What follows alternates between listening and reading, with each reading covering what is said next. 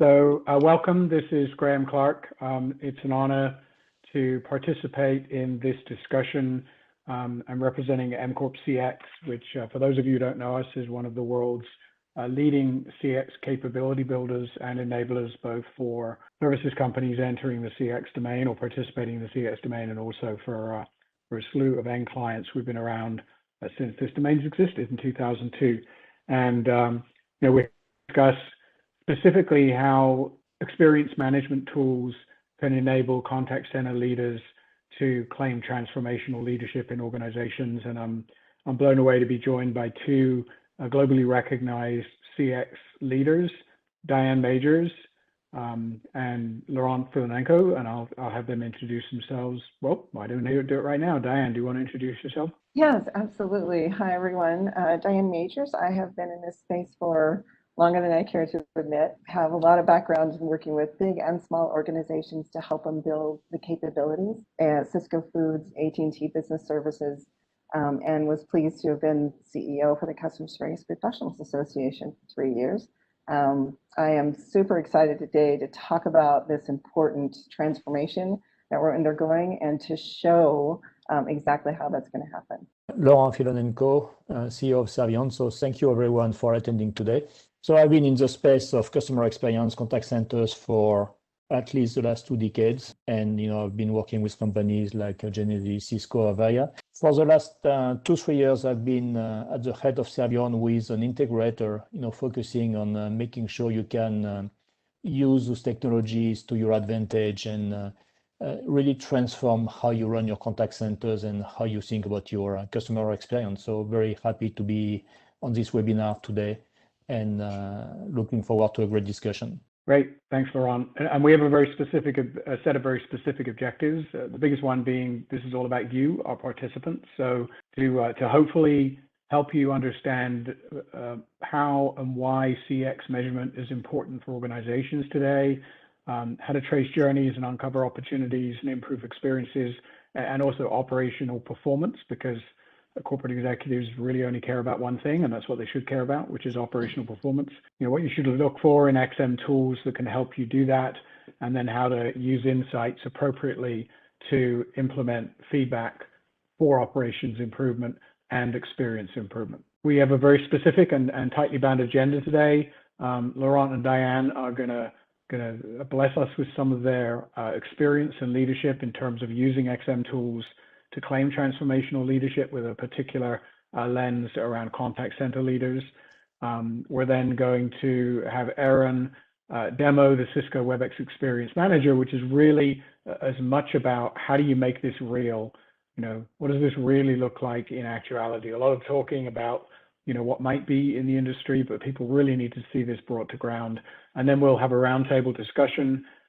We've got some topics to discuss, but if you come up with thoughts as we're going through this today, or you came to us with thoughts, post them in the Q&A chat, and we'll make sure that as much as possible we'll get your questions answered as part of the roundtable discussion. And if we don't get to them, then we guarantee that we'll follow up with you after this webinar to make sure that your questions are answered. So that's our agenda. Some very specific house rules.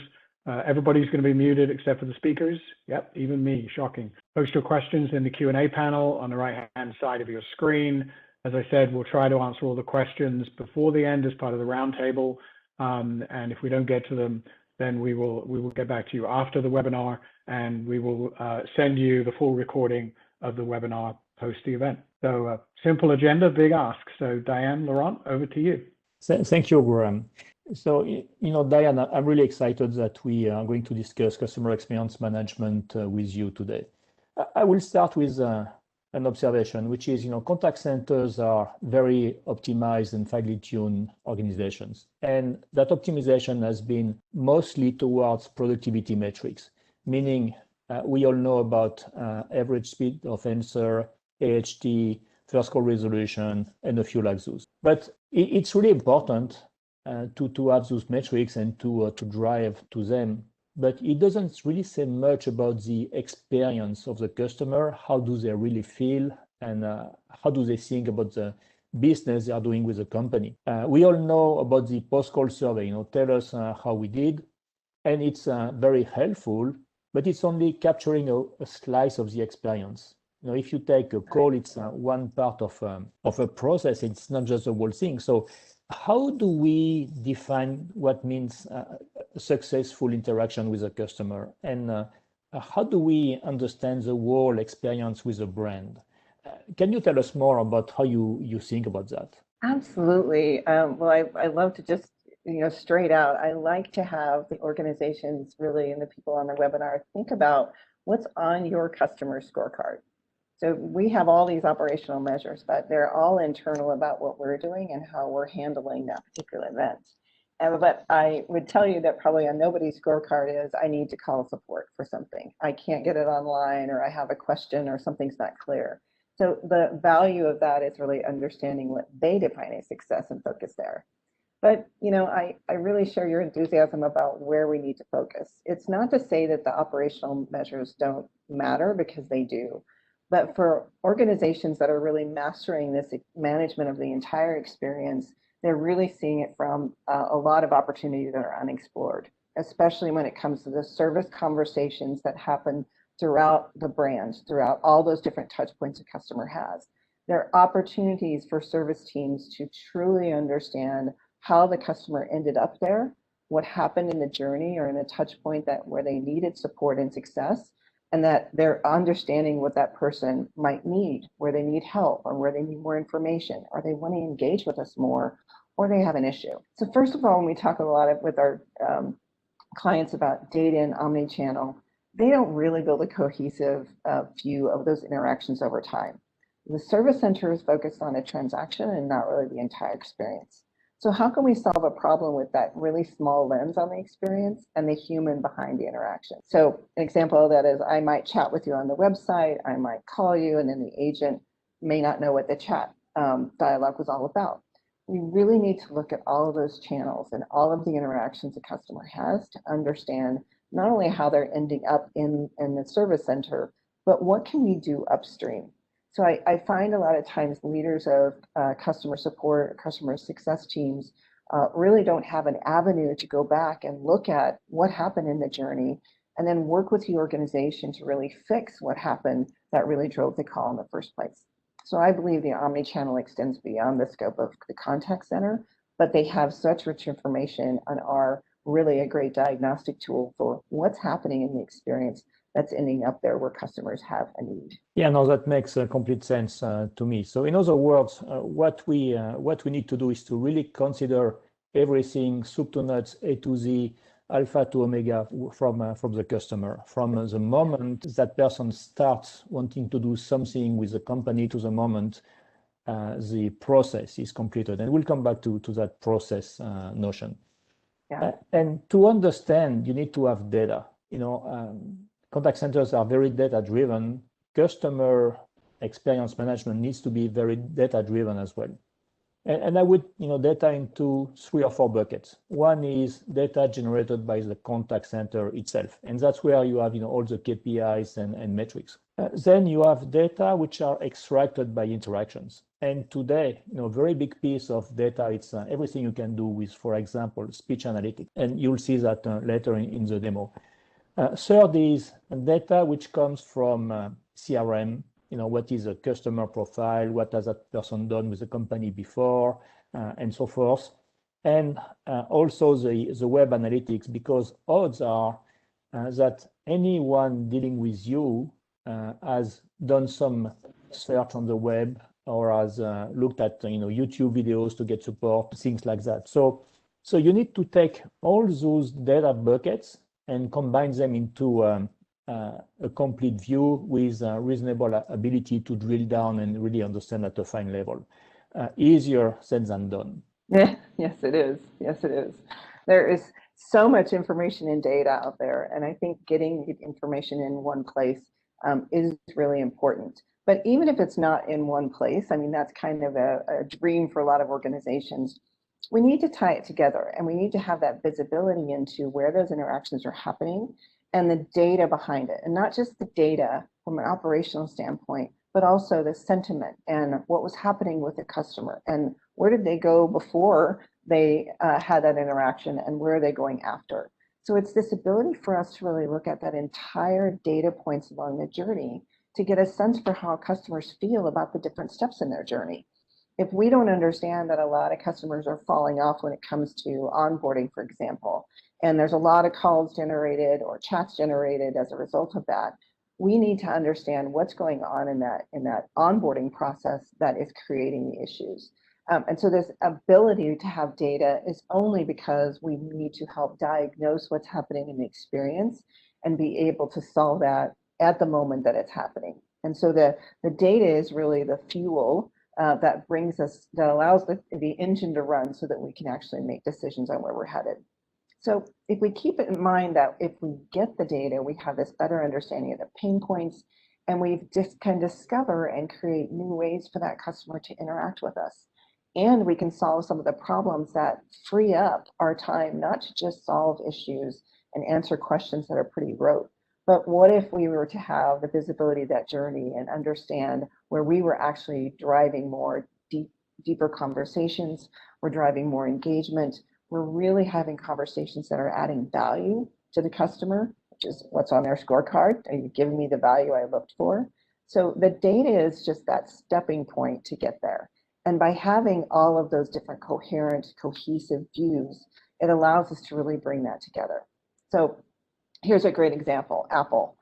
They design for no issues, but because they have an incredible understanding of what causes issues and how that becomes a part of their culture. The fact that they design and understand what the customer wants to do, how they're doing it, and they continually monitor and engage and understand that so they can drive real change. And that's how really care centers and support centers can focus on these higher value activities and engagement with customers. It's knowing all the things that are surrounding that one interaction that allow us to be stronger. So what you are talking about is really how do you look at the process, and how do you look at how you handle your customers in a holistic fashion. And to do that, you need to be open to not just using technology, but looking at your processes, looking at where is value, how can you increase the engagement. And so what I'm saying is customer experience management and digital journeys are two sides of the same coin, actually. So you need to really look at what your journeys are, which are your process flows, and how does that map to customer issues or value creation, and do that. And in fact, what you will find is, in many cases, it's in the front end, it could be at the back end, or it could be in between. Just an anecdote, but I think many of our attendees on this call have seen that. Systems might not be ready for that. You can have a chatbot doing a lot of good front-end work, but then when it goes to the back end and wants to query an account balance, maybe the account balance is updated only once a day. Still many companies have batch processes, and so the account balance cannot actually be given by the chatbot to the customer. It looks like a stupid example, but I've seen that happen. Even recently. Or you ask, where is my delivery? Oh, I cannot tell you. I need to make a call to another team. So those backend systems cannot be overlooked. And what I'm saying is, unless you really are committed to do it right for the customer, it is likely to still remain a fractured experience. I think a lot of organizations have that goal in mind, and that's really why experience management has become not only a profession, but kind of a way of living, a way of life for organizations, because they recognize that the ability for them about the customer to know what's being created, that the workflows, the processes, all armed with data, really help uncover those additional insights and where the organization needs to come together and create this connective tissue between all the things that are happening. Because I think, if you talked about this, Laura, when we were getting ready for this webinar, it's really all about that information enabling the organization to really enhance when you're interacting with a customer, whether it's a call or a sales call or a marketing campaign, that the ability for us to have the right information to focus on what the experience currently is, that we're defining that experience for the customer, that experience is defined, designed, and delivered by employees. So to care for the customer's experience, we have to enable them to really give them the right tools, the information, the data, so that they can identify where. Yeah, I think something might have gone wrong with Diane's audio. What I'm going to say is, so you have the process, you have the technology, and then very importantly, you have people.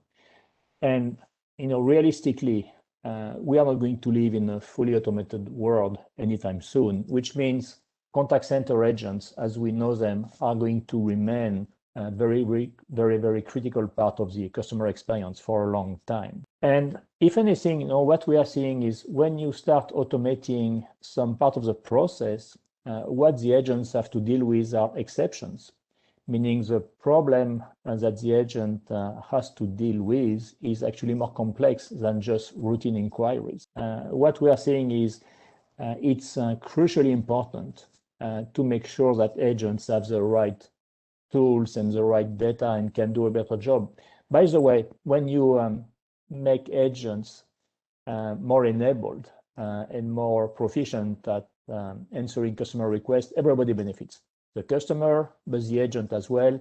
And as you all know in this forum, a very critical part of contact centers is attrition. If you can reduce attrition, you can reduce your onboarding, you can reduce your training costs. So everybody benefits. So in fact, more agents are in a good state of mind and happy, the better they're going to serve customers. I think that is spot on, and I also believe that if those because those agents are delivering the experience, they're the ones who are defining and designing it and making it either stand out or be memorable or not.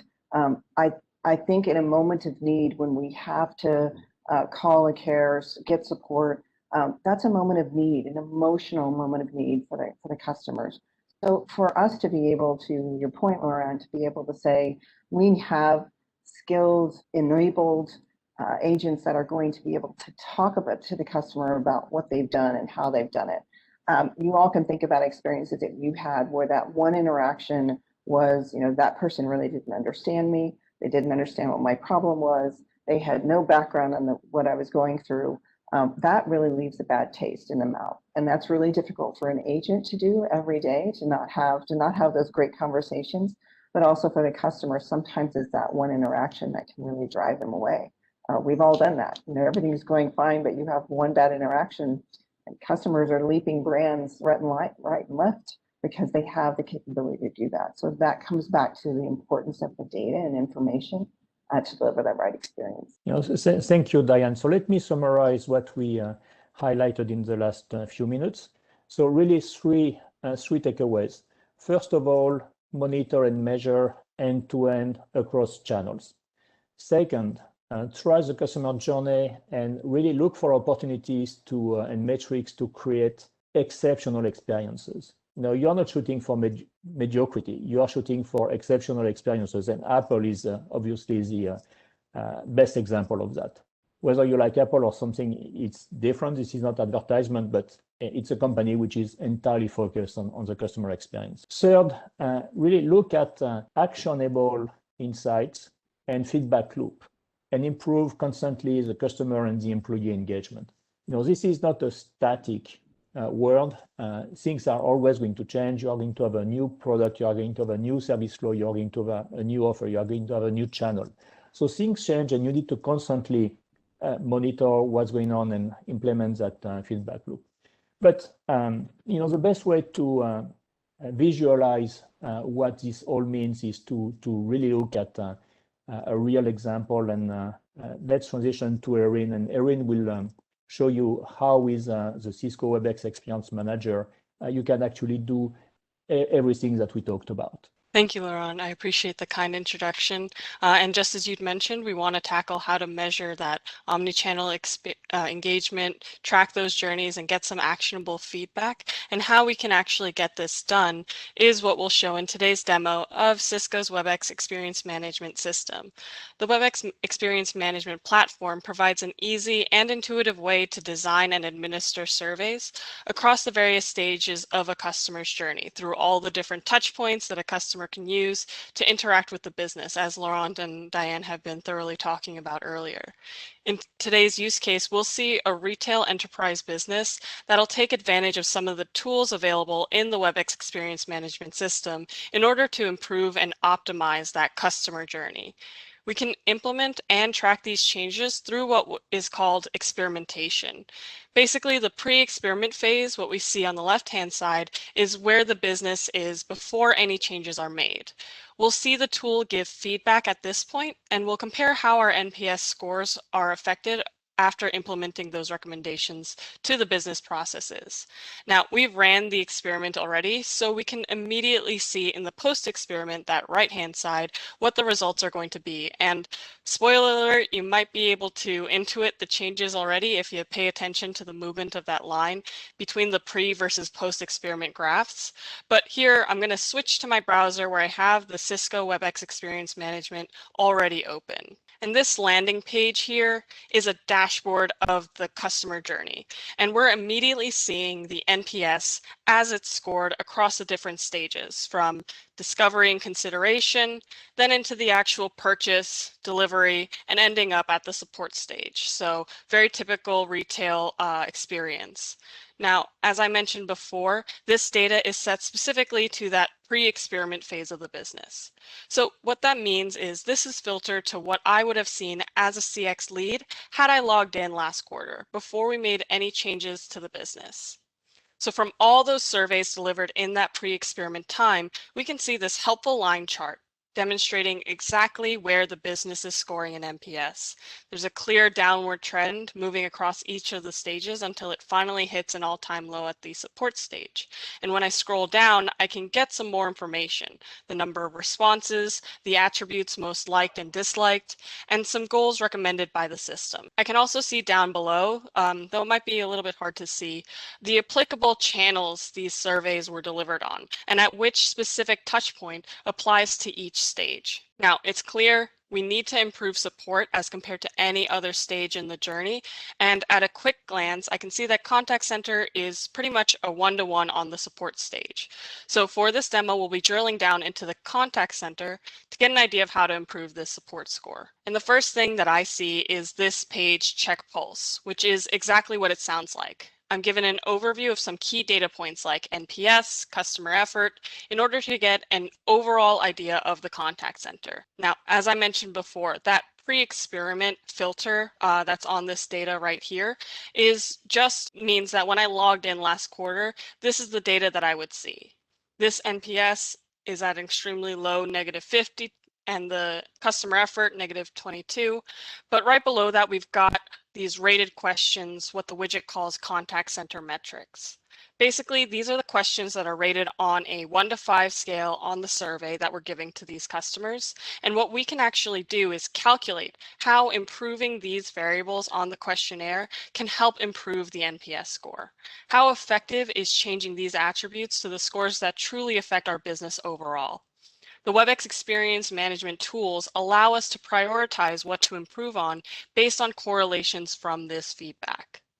So how do each of these attributes specifically contribute to the NPS? This prioritized action page gives us that matrix on causation on the NPS score. We can see that from the impact analysis, the recommendation would be to improve the quality of resolution, as that would make the most positive impact on the contact center NPS. We can then take these recommendations given by the system and actually apply them to the next tool that I'm going to show, which is the predictive analytics. So this page, predictive analytics on NPS, is actually going to allow us to measure the changes that we could make on the NPS score. So remember, the top 2 attributes to contact center NPS, according to the previous page, were quality of resolution, and if you were paying attention, you'd also see agent friendliness right below that. So by increasing these 2 metrics specifically, I'm able to predict the results of the experiment if we were to run these changes to the contact center. So now I've narrowed my scope as to what I should focus on moving forward. I'm actually going to skip ahead to after we've ran the experiment and show the results of these changes made to the contact center. So we know that focusing on improving the quality of resolution metric specifically is going to bring that NPS score up the most, according to the prioritize action feedback and this predictive analytics page that we're looking at now. We can expect this change as shown here on the experiment phase, and it's a significant improvement on the contact center NPS, but imagine how much better these results will be after we make those changes across every contact center to every location. So with all of that in mind, we're going to compare the pre-experiment check pulse metrics with the post-experiment check pulse results. So when we look into the check pulse page again, we're going to do a quick refresher on the pre-experiment metrics, how our contact center was performing beforehand. And I'm going to scroll back up, change the filter here to post-experiment to after those changes were made across the contact center. And we'll see a huge jump in that NPS, as well as the other key business metrics listed on the page here. That customer effort score also pulled out of the negatives and brought all the way up to a whooping 43. We see a lot more promoters, higher scores on all of these. And when I look at the attributes widget, I can see the quality of resolution score spiked, going from the lowest scoring question on the pre-experiment page to now the highest. It's a phenomenal change being made here, and the results are clear. Every other business metric went up as a result, including, as we can see right below that, the sentiment score, customer effort, and just overall, we see just a lot more green showing up on all of these different metrics. But how this changed impacts the overall customer journey, we can also see the difference the customer experience has with the business. The story being told here is very different to the one that we saw in the pre-experiment time, and these are just some of the tools available through the WebEx Experience Management platform. And so I'm going to switch back over to the slides here. And what we're seeing now on this page is just a summary of that demo. The pre-experiment NPS, where the WebEx Experience Management platform gave us that feedback needed to impact that low NPS score, gave us the flexibility to then run the experiment, and then show that significant increase after a successful experiment phase. And we can see that it impacted beyond what the pre-experiment data predicted, resulting in a complete paradigm shift with regards to the customer journey, a truly dramatic change in the business and the ways that customers experience it. You can see the granular details on this slide of those business changes across each of the phases of experimentation, from the observations made in the pre-experiment phase, the findings during the experiment, and the improvements delivered thereafter. What I want to focus on is how quantifiable these things are. We not only make these improvements, but we prove it through those direct actions as recommended by the WebEx Experience Management platform. I want to also mention that there is so much more to this platform. I could completely hijack this webinar and go through every widget and page on here, but I'll be mindful of everyone's time and encourage anyone interested in seeing Cisco's WebEx Experience Manager in full to reach out to us so we can do a deeper dive into the many tools available. But with all of that being said, I want to pass the ball back over to Laurent and Diane right now. Thank you, Erin. That is a very compelling and deep demonstration.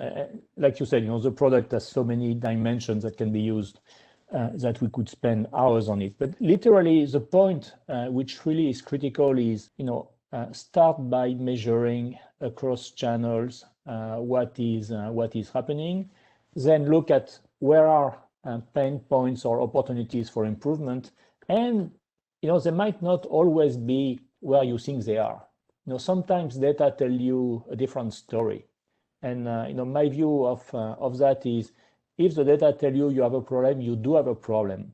If the data do not tell you you have a problem, you might still have a problem. But address what the data tell you first, and then the notion of experiment is super important, because it's how do you manage and drive changes. In the world of web, there is a technique which is well known, which is A/B testing. When you have a website, you have two slightly different options, and you randomly assign user to one or the other, and that gives you what works and what doesn't. Well, it's the same. for in many cases, testing what change works before rolling out at scale. It's quite interesting and important. We wanted to illustrate, how with today's technology with the Cisco WebEx Experience Manager, we can actually help you understand what's going on, make suggestions for change, and then monitor the change over time. Well, what I love about this platform and the demonstration is that everyone talks about the data, and we talked about it earlier, but this ability to have these actionable insights and actually know what will happen when you make those changes, I think it is what the game changer really is. To be able to have this knowledge and power behind it, to know what your changes are going to do, and to know exactly which changes to make. So I often say it's understanding the problem before you go solve it, and this just gives you flexibility to do that and the power and data behind it to know exactly where to focus. No, I completely agree. So Graham, I think we have a few questions which came up. Do you want to get to that? Yeah, it was really great. Somebody who's worked both in and with customer support leaders for many years. What I love about that example, Aaron, is what a friend of mine calls turning the contact center from zero to hero, right? Which is a big challenge in most, especially multi-channel organizations. The contact center is basically receiving the rewards of everybody upstream and up journey. And so how can the contact center leaders show that, understand where they sit in the entire customer journey, and then turn that around to save that customer, maybe even turn that customer into a promoter and a loyal advocate over the years. So we have a few questions. If you've got further questions, post them in the Q&A box. So just looking at these, this is interesting. So the first question is really around brand awareness. So an organization who feel like their brand awareness is not very high, should they focus on improving brand before they worry about CX or net promoter scores? Maybe Diane, you can take that to start. What comes to mind for me is your brand is the experience. We have a lot of companies who are thinking that the product is the experience that they're creating. So your brand isn't really happening through as much through marketing as it used to. Your brand is happening because of what other customers are saying, the reviews that they're getting, and how they're sharing that with the people that matter. And the ability for you to say, it's not just about the brand definition, but what does your brand do for the customer? What's the value you're creating for them in their life? So I think yes, we need to have a strategy, but I think it's more driven by what are you trying to create? How are you going to engage customers and add value to their life that will help you deliver on a brand approach? And I will second that by saying, in the world of today, the experience can also destroy your brand very quickly. So, good experience helps your brand, but negative experience definitely destroy your brands, especially in a world of influencers and social media. Things can go south very, very quickly.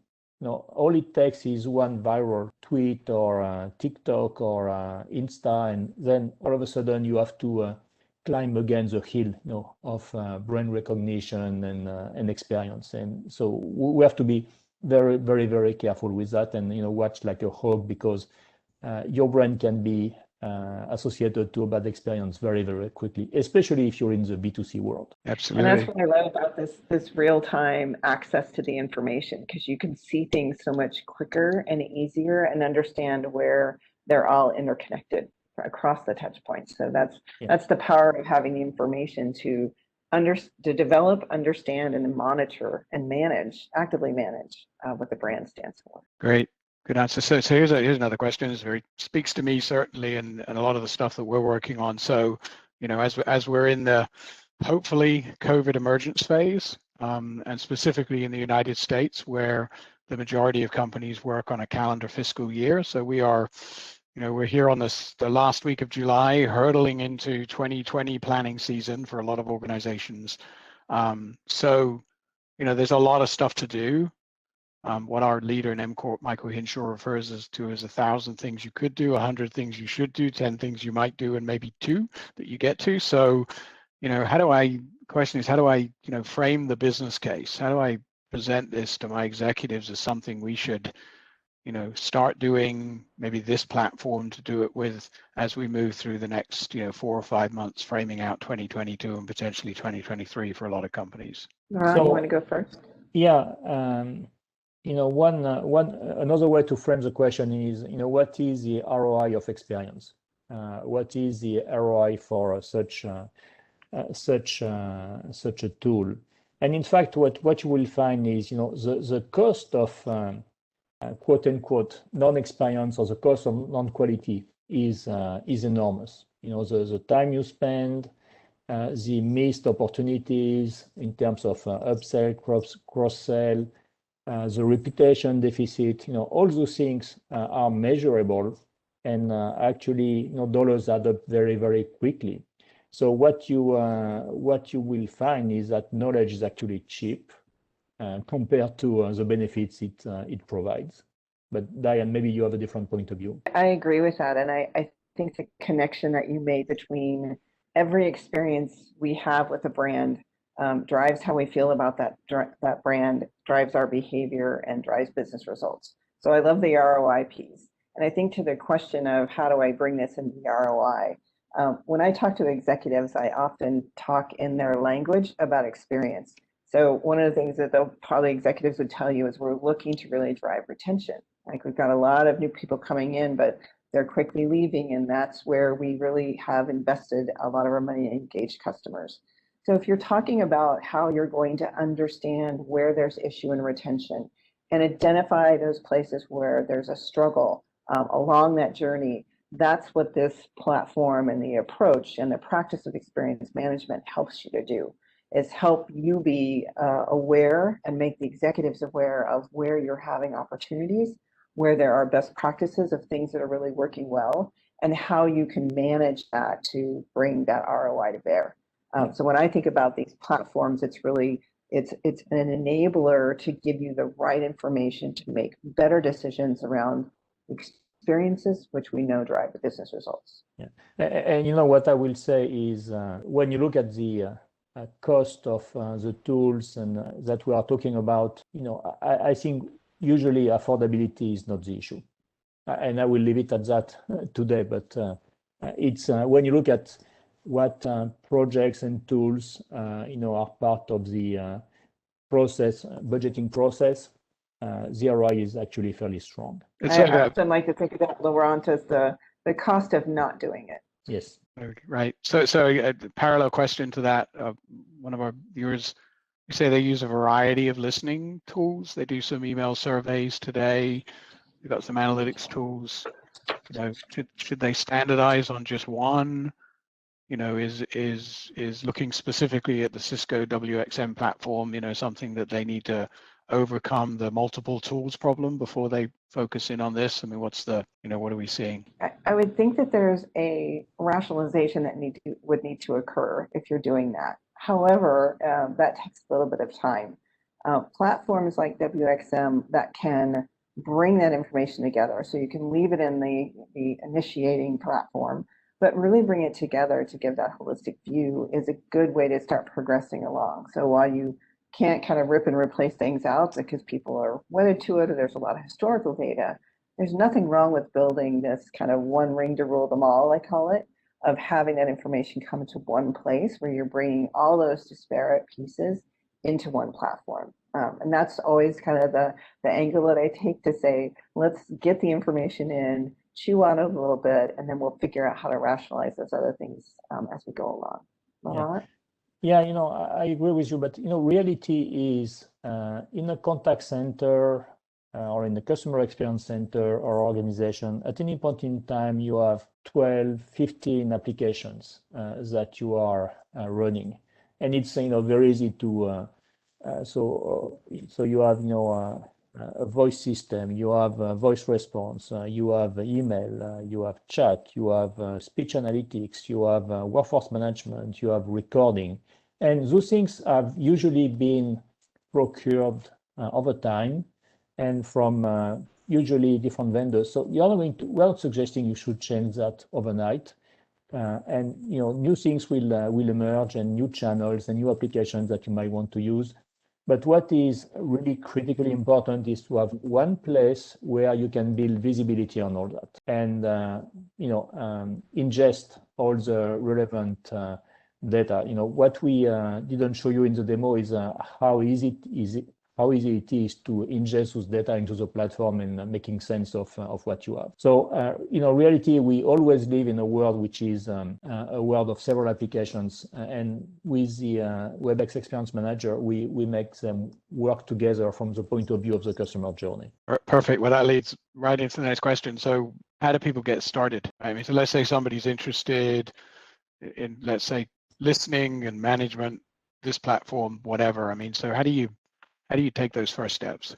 So first, call us, and and gently, and it depends on how you approach it. So, and that's where MCorp CX and Servion working together.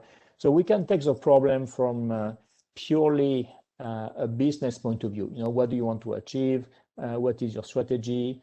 Or we can take it from a technology point of view. We already have that system and that system. So let's get to the next step and let's build more dashboards and let's build more data visibility and let's monitor things that we are already doing. So, there is not just one size fits all. My view is it is really important to never lose sight of the business objectives when you embark in a new technology project. So that's why, again, MCorp CX and Servion working together, it's a great combination for that. Diane, any other thoughts? No, that's what I'd say too. That's simple.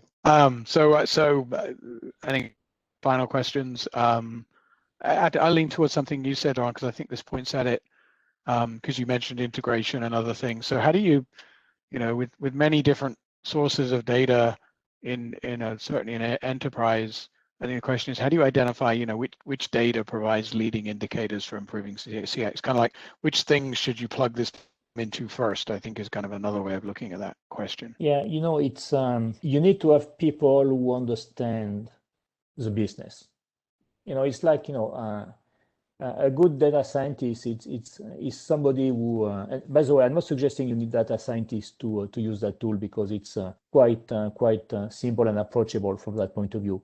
But you need to have people who understand what the business is and what to look for. If you are in a B2C electronics business, you know how it works, and you know that where are the pitfalls. You know that the first 30 seconds after unpacking whatever you ordered is super important. So you are going to focus on that side of things, maybe make that better.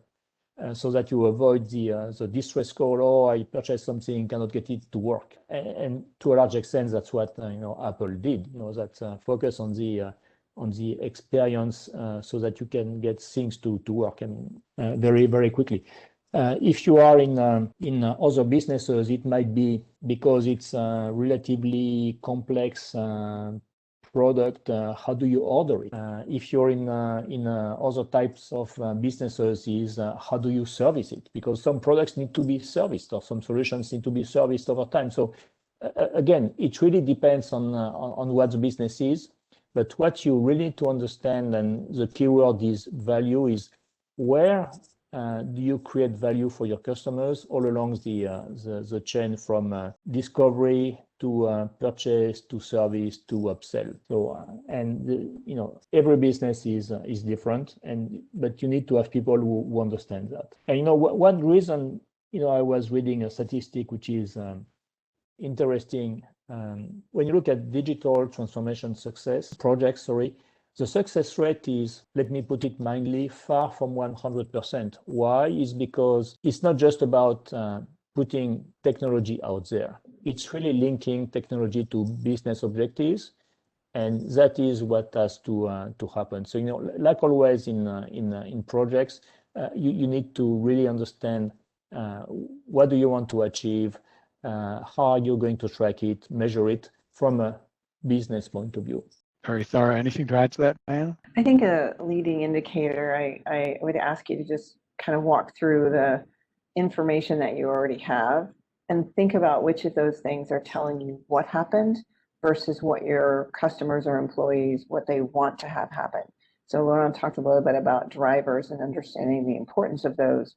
A lot of those leading indicators are not in your typical operational measures. It's too late at that point.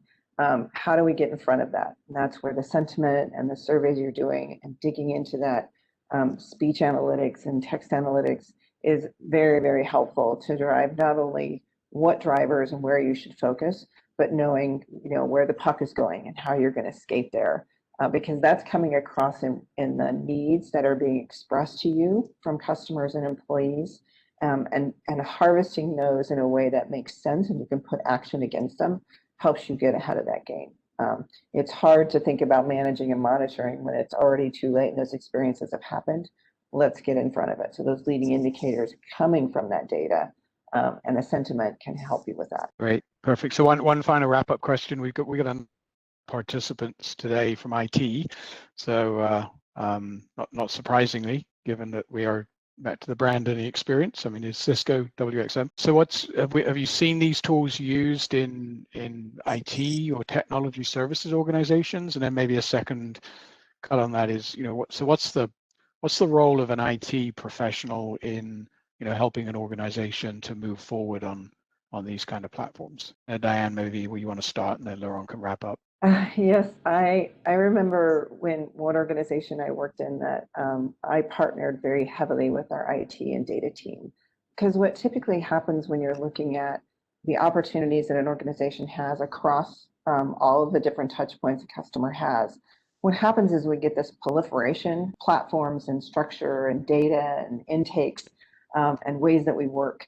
And to Laurent's point about having so many applications that it becomes so cumbersome to make changes and understand them. So I think between experience management and IT, there's the ability for us to look end to end. We're usually the two teams that look end to end to see what's really happening and what is enabling or distracting from us being able to move forward. So I think from that first perspective, when it's like, what does this mean for us? It's really helping to make sure that we're functioning most effectively and we have the right platforms in place. Because this is, again, an aggregator of a lot of those. To the second point, I think the question was, how can this really help IT support services? I love to talk about how you can point this tool in so many different ways. If you were to take this platform and think about the technical and IT services and support that are necessary, especially for high-tech companies that customers and internal customers need.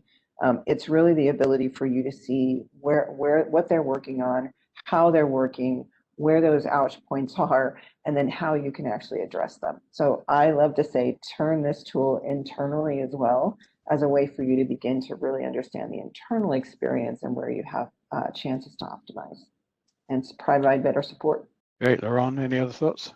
No, I think you covered it quite well. So I would just add that the more you can measure, the better you're going to get at things, whatever they are. Great, Drew. We did one outstanding question about how can the platform provide a contact center agent information about kind of the customer's end-to-end experience that they can use during a contact session. I don't know whether we want to take that offline or whether we want to take a shot at that as we wrap up. So yeah, you can use that real time as well. You could present relevant statistics to the agent, and I mean in obviously a very visual and easy to capture format, because the agent doesn't have a lot of time to absorb information during a call. But yes, you can definitely, or you can even show a particular customer journey, to the agent. We didn't go into that, but the agent has the ability to really see all the customer touch points over time, and how they looked on the web, a couple of days ago, then had a chat, and then did nothing, and then called, and then emailed about the call and all that. So you can see all that. Great. So thank you. But we're kind of at the top of the hour almost, and I really appreciate it. So as we wrap up, I wanted to obviously thank you, Diane and Laurent, and Aaron as well, for showing us the platform. If folks have, a desire to see more information about Cisco WxM or to discuss any of the topics that were covered today, reach out through one of the millions of contact mechanisms that exist today. It's a multi-channel real-time world.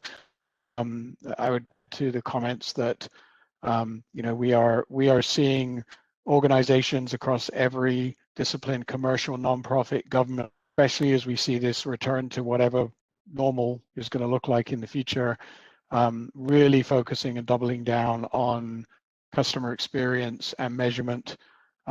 Specifically, customer expectations have changed dramatically as they do in every recession. Only a crazy person will tell you they know what they're going to be 12, 18 months from now. The only hope you've got is to listen, measure, analyze, hopefully act, be more agile to kind of figure out, to your point, Diane, where is the puck going to be, to use that famous Wayne Gretzky quote, and kind of work on that. And so these tools are becoming, more critical today than they were 18 months ago before we entered this latest wave. And our general philosophy is kind of the misquote of the Yoda thing, which is do something, right? Don't try, just do, and figure it out as you go along. So great conversation. Certainly an honor to participate in this. And again, thank you. Send us any more questions you've got, and we'll get right back to you. Thanks, everyone. Thank Thank you you. for your Thank you for attending.